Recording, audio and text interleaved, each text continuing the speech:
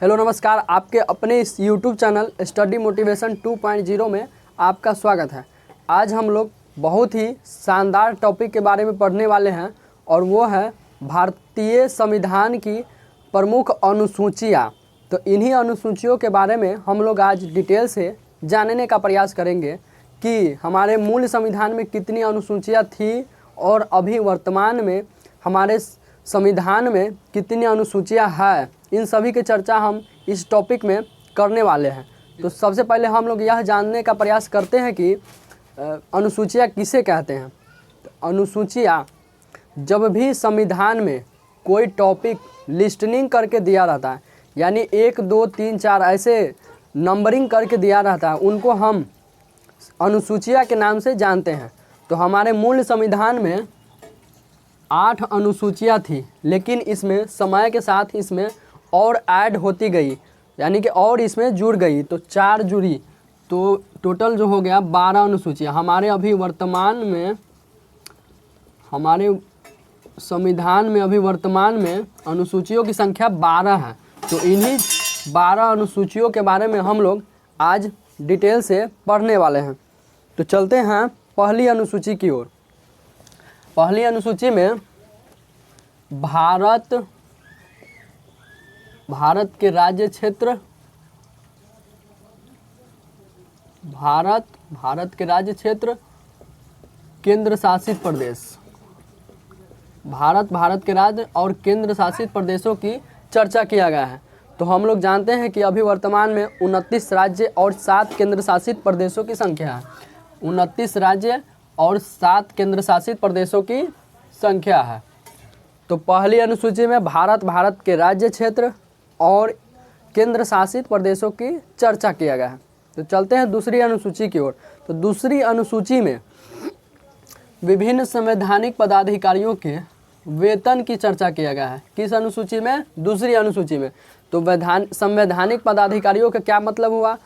जैसे प्रधानमंत्री को कितना वेतन देना है, राष्ट्रपति को कितना वेतन देना है, आरबीआई गवर्नर को कितना वेतन देना है। दूसरी अनुसूची में हम लोग इन्हीं के बारे में दिया गया है और इन्हीं के बारे में हम लोग सीखते हैं। दूसरी अनुसूची में विभिन्न संवैधानिक पदाधिकारियों के वेतन की चर्चा किया गया है। और तीसरी अनुसूची में इन्हीं सभी वैधानिक पदाधिकारियों के शपथ की चर्चा किया गया है। किस अनुसूची में? तीसरी अनुसूची में।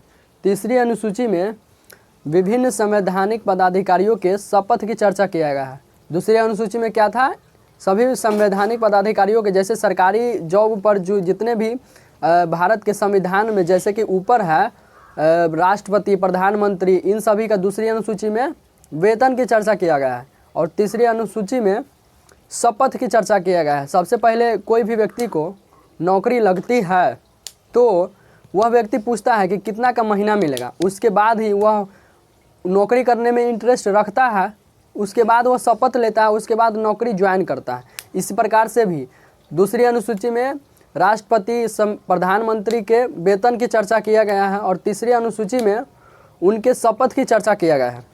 चलते हैं चौथी अनुसूची की ओर। तो चौथी अनुसूची में राज्यसभा के सीटों की चर्चा किया गया है। चौथी अनुसूची में राज्यसभा के सीटों की चर्चा किया गया है। किस अनुसूची में? चौथी अनुसूची में।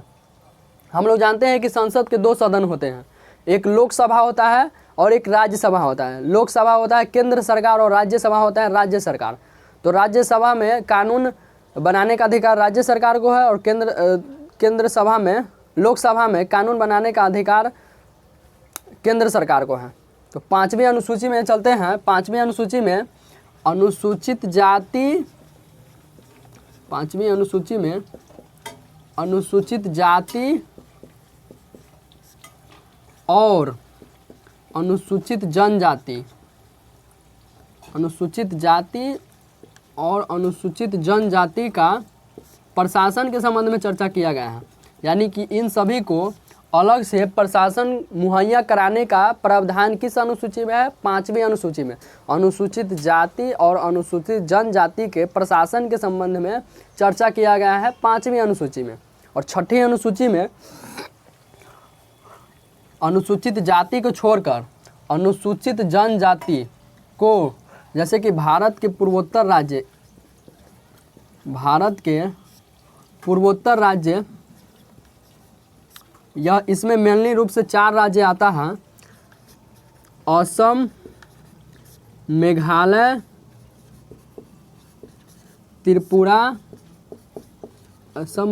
त्रिपुरा और मिजोरम। इन सभी चारों राज्यों को अलग से प्रशासनिक प्रावधान का अनुसूचित जनजाति का, सिर्फ जाति का नहीं, अनुसूचित जनजाति के क्षेत्रों का अलग से प्रावधान किया गया है प्रशासन के संबंध में।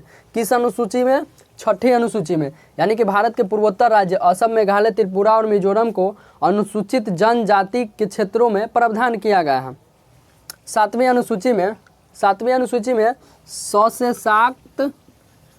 7 होता है ना, और 100 से शक्ति का विभाजन। 7वीं अनुसूची में शक्ति का विभाजन किया गया है। तो कौन कौन सी शक्ति केंद्र सरकार के पास रहेंगी, कौन कौन सी शक्ति राज्य सरकार के पास रहेगी, और कौन कौन सी शक्ति केंद्र तथा राज्य दोनों के पास रहेगी। तो इन सभी को विभाजन करने के लिए 3 प्रकार से बांट दिया गया है। पहला नंबर में है संघ सूची, दूसरा नंबर में राज्य सूची। पहला नंबर में संघ सूची, दूसरा नंबर में राज्य सूची और तीसरा नंबर में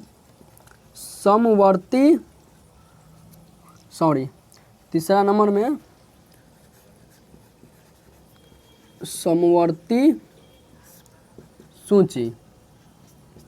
तो संघ सूची पर कानून बनाने का अधिकार केवल केंद्र सरकार को है। संघ सूची पर कानून बनाने का अधिकार केवल केंद्र सरकार को है, और राज्य सूची पर कानून बनाने का अधिकार ओनली राज्य सरकार को है। और समवर्ती सूची किसे कहते हैं? तो समवर्ती सूची में केंद्र सरकार तथा राज्य सरकार दोनों को कानून बनाने का अधिकार समवर्ती सूची में है। तो कौन कौन सी शक्ति किसके पास रहेंगी? तो रेलवे, जैसे रेलवे हो गया, एयरफोर्स हो गया, पोस्ट ऑफिस हो गया, जनसंख्या का नियंत्रण कराना हो गया, जनगणना कराना हो गया, ये सब है केंद्र सरकार के पास। रेलवे, पोस्टमैन, एयरफोर्स, इन सभी को केंद्र सरकार नियंत्रण में कर सकती है। यानी कि यह केंद्र सरकार की शक्तियाँ हो गई।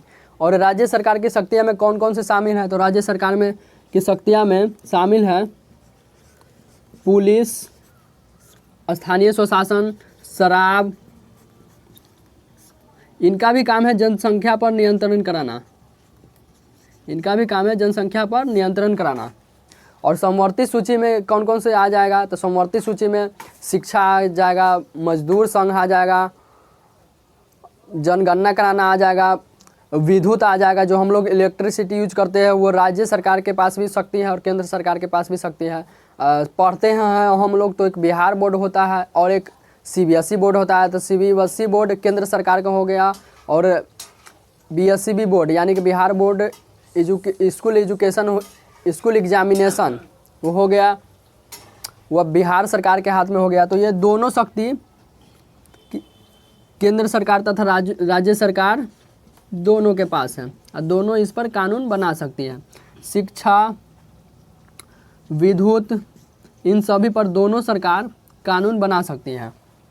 और तो अगला नंबर है 8वीं अनुसूची। तो 8वीं अनुसूची में हमारे मूल संविधान में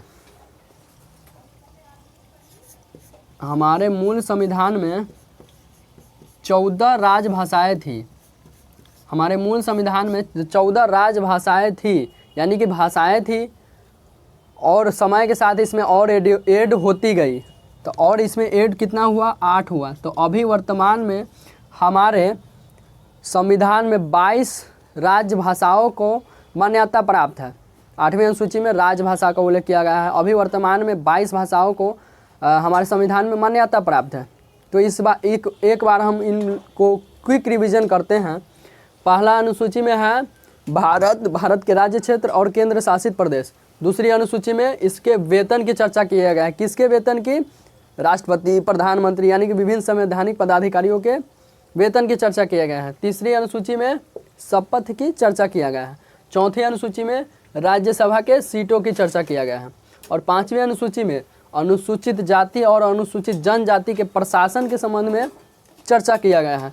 छठी अनुसूची में पूर्वोत्तर राज्य के 4 राज्य, पूर्वोत्तर भारत के 4 राज्य असम, मेघालय, त्रिपुरा और मिजोरम, इसको ट्रिक से याद करेंगे AMTM। तो इन सभी को क्षेत्र की चर्चा किया गया है किस अनुसूची में? छठी अनुसूची में। और सातवीं अनुसूची में शक्ति का विभाजन कर दिया गया है। कौन सी शक्ति केंद्र सरकार के पास रहेगी और कौन सी शक्ति राज्य सरकार के पास रहेगी। तो संघ सूची में जो है कानून बनाने का अधिकार केंद्र सरकार को है, राज्य सूची में कानून बनाने का अधिकार राज्य सरकार को, और समवर्ती सूची में कानून बनाने का अधिकार दोनों का है, केंद्र तथा राज्य दोनों का है। और 8वीं अनुसूची में हम लोगों ने पढ़ा राजभाषा का उल्लेख किया गया है। तो हमारे मूल संविधान में 14 राजभाषाएँ थी, लेकिन समय के साथ इसमें और ऐड होती गई, तो इसमें अभी टोटल जो है 22 राजभाषाओं को मान्यता प्राप्त है। 22 राजभाषाओं को मान्यता प्राप्त है। तो हमारे मूल संविधान में जितने अनुसूची थे 8 अनुसूची थे। हम लोगों ने पहले पढ़ा, तो हमारे मूल संविधान में 8 अनुसूची थे। तो 8 अनुसूची हम लोगों ने पढ़ लिया और अब बच गया 4। तो वो 4 को ही हम लोग इसी वीडियो के माध्यम से पढ़ने वाले हैं। 9वीं अनुसूची में भूमि सुधार प्रथा को अपनाया गया है। भूमि सुधार। तो अब कहिए कि भूमि में क्या सुधार करेंगे, ज़मीन को कैसे सुधारेंगे? ज़मीन को तो पेंट नहीं करेंगे, ज़मीन को है मतलब पहले जो हमारे संविधान बना था उस समय जो ज़मीन है, भारत का जो ज़मीन है वो बहुत बड़े बड़े राजा के पास था और जनता के पास तो वो ज़मीन था ही नहीं। तो उन्हीं सभी ज़मीन को सभी जनता में बांटने के लिए यह कानून को अपनाया गया। यानी कि राजा महाराजा के पास पूरा ज़मीन था और जनता के पास कोई ज़मीन ही नहीं था। जनता जो है राजा के पास काम करता था और उसी ज़मीन को वो उपजा कर राजा को उसके बदले धन देता था।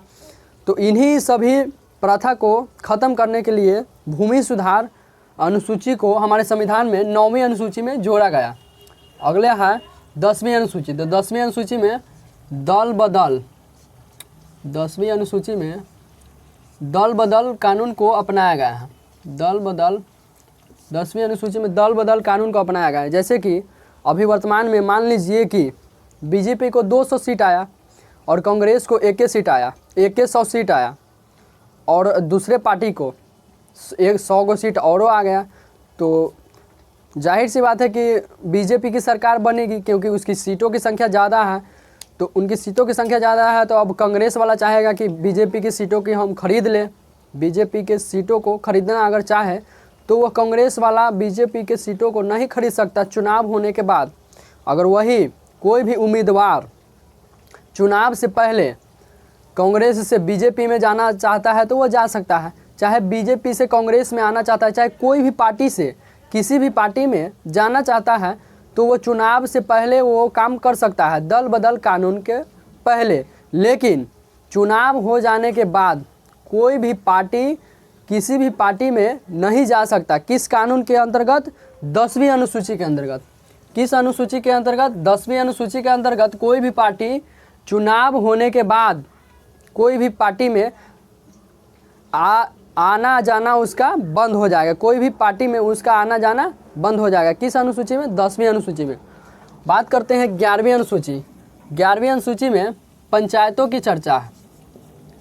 11वीं अनुसूची में पंचायतों की चर्चा है और 12वीं अनुसूची में नगर पालिका की 12वीं अनुसूची में नगर पालिका की चर्चा है। तो 11वीं अनुसूची में पंचायत की चर्चा है। जैसे कि पंचायत का क्या क्या काम है, गांव को स्वच्छ रखना, शमशान घाट को रिपेयर करना, बहुत ऐसी काम है जो पंचायत के ऊपर आती है और बहुत ऐसी काम है जो नगर पालिका के ऊपर आती है। तो गांव में जो है वो पंचायत लागू होती है और शहर में नगर पालिका लागू होती है। तो गांव के पंचायत को पंचायत कहते हैं और शहर के पंचायत को हम लोग नगर पालिका कहते हैं। तो 11वीं अनुसूची में पंचायत की चर्चा है और 12वीं अनुसूची में नगर पालिका की चर्चा है। तो एक बार हम लोग माइंड से क्विक रिवीजन करते हैं। पहली अनुसूची में भारत के राज्य क्षेत्र और केंद्र शासित प्रदेशों की चर्चा किया गया है। दूसरी अनुसूची में वेतन की चर्चा किया गया है। तीसरी अनुसूची में शपथ और चौथी अनुसूची में राज्यसभा के सीटों की संख्या। पांचवी अनुसूची में अनुसूचित जाति और अनुसूचित जनजाति के प्रशासन के संबंध में चर्चा किया गया है। छठी अनुसूची में भारत के पूर्वोत्तर राज्य असम, मेघालय, त्रिपुरा और मिजोरम के क्षेत्र को विशेष प्रावधान किया गया है। सातवीं अनुसूची में शक्ति का विभाजन किया गया है। आठवीं अनुसूची में राज्य भाषा का उल्लेख किया गया है। और नौवीं अनुसूची में भूमि सुधार को अपनाया गया है, भूमि सुधार किया गया है। और 10वीं अनुसूची में दल बदल कानून अपनाया गया है। और 11वीं अनुसूची में पंचायत है और 12वीं अनुसूची में नगर पालिका है। तो आई होप आप लोगों को यह वीडियो पसंद आया होगा, और पसंद आया है तो चैनल को सब्सक्राइब कीजिए। अगर यह वीडियो अच्छा लगा है तो अपने दोस्तों के साथ शेयर करना ना भूलिए। तो मिलते हैं अगले टॉपिक पर, और अगला टॉपिक बहुत ही शानदार लेकर आने वाले हैं। तब तक के लिए जय हिंद।